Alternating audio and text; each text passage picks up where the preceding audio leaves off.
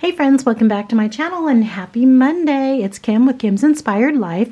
Welcome to hashtag Let's Do Die Cutting Monday, an open collab hosted by our friends Tree at Craft and Cathy at Cathy's Creative Crafts and More. And so I'm doing something very simple today, but you never know because I hear lots of people say they don't like to make rosettes. And so I have this Sizzix Thinlit die, and so I just wanted to share this real quick. There's two dies in here. You can make a small, a medium, and a large rosette, and I've made all three. There is this die that looks like that. That makes the medium and the large, and then there's this die that makes the small. And so in order to make the small rosette, which I've made over here, you need to cut this out 3 times. Once you have 3 of these, you just glue them together, and then you have your rosette. And I have so far made about 6 of them because I found these really fun straws at Walmart, and I want to make some Valentine wands, just some small wands. So I'll probably cut these in half and then glue on the rosette and then decorate them all up. You make rosettes all the time. You may make them this way and you already know all this stuff, but I'm going to share it anyway, and this is what I do and how I do it. So I get a 12 by 12 piece of paper and I cut it 3 inches wide, and so that will give you, of course, 4 strips that are 3 inches. And this you need 3 of, like I said, and so you can do 3 of these on here. So each one of these strips will give you 1 rosette. So that's what I did. I just found some fun paper that I liked, and then for the circle for the top and for the bottom, then I used my 1-inch punch, and then I just found some paper that matched it out of my scrap box and punched it out to put that. And I've seen people where they don't put a circle on here at all, or maybe only one on the top or one on the bottom, but I don't know. For most of the time I put on the front and the back. So what's going to happen is after you cut this out 3 times, it'll look like just like that.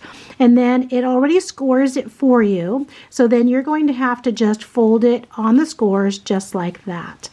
And we'll make this one together. I need to turn on my glue gun.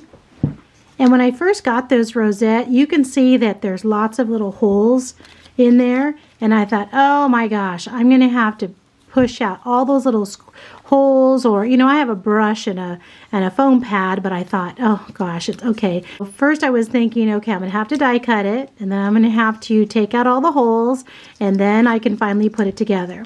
Well, actually what ends up happening is that through all this folding, all these little holes end up punching themselves out.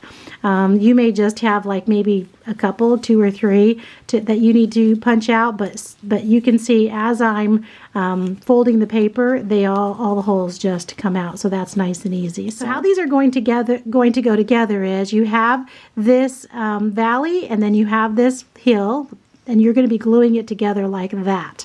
Okay, so you just need to make sure that you have the hills and valleys that need to go together.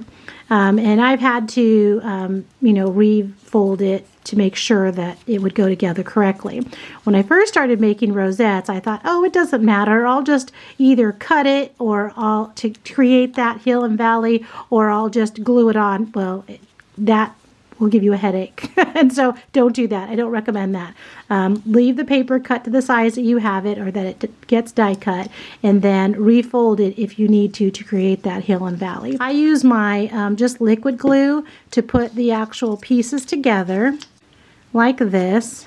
So you just have to put it together and then hold it for just 3 or 4 seconds. And then this one is now ready to go on just like that. Okay, so now you have those glued together like that, and then these two are going to go together. Just bring it around and it'll look like that. I find that what I do is easy for me to make a whole bunch of rosettes all at one time and then just have them in my stash. I know some people may make rosettes as they need them. I can't do that. I don't know. I just like to do all of them and make a whole bunch at one time. So okay, so when you're done, it looks like this, and you can see that the outer part of the rosette is at the top and the inner part looks like that. And at this point, I go ahead and I punch out the size that I need. So I'm going to want 2 of these circles, one for the top, one for the bottom. When my glue gun's done, what I'm going to do is I'm going to press this all in, and I'm going to flatten it out. I'm going to glue it, and then I'm going to add on my circles here. Okay, I think my glue gun's about ready, so I'm going to go ahead and flatten this in just like that. And if everything is folded correctly and everything is good, it'll do something like this, right? And so I hold it just like that and put some glue down. And have I burned my fingers before by doing it this way? Maybe once. Not really though. And oops, fell over. And then I just hold that down, just make sure that it's flat. And there we have it. So thank you, Tree, and thank you, Cathy, for hosting this weekly open collab to get us motivated, to get our die cuts out. You know, sometimes we need that extra motivation, and it's so great to see what other people are die cutting. Sometimes I think, oh yeah, I have that die, or I have something like that, or I might want to make that project, and let me see if I can get on my Cricut and find that, whatever it is. So very motivating and very inspiring. There we go. So I'm excited to get my straws going and make some wands and decorate them and share them with some crafty friends. All right, guys, thanks for stopping by. I'll talk to you again soon. Bye-bye.